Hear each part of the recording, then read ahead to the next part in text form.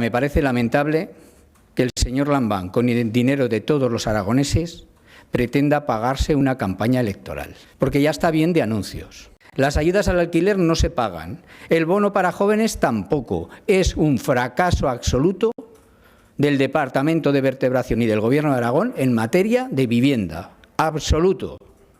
Y no puede ser que ahora pretendan engañarnos pagando una campaña electoral con dinero público. Ya está bien.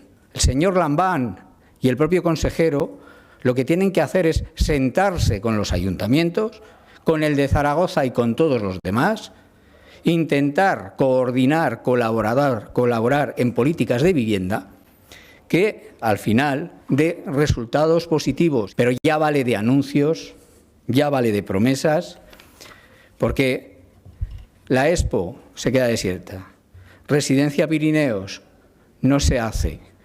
También todos los proyectos que se han anunciado están retrasados y se quedan en eso, en un mero anuncio. Pues ya está bien que se colabore entre el Gobierno y los ayuntamientos y se deje de anuncios.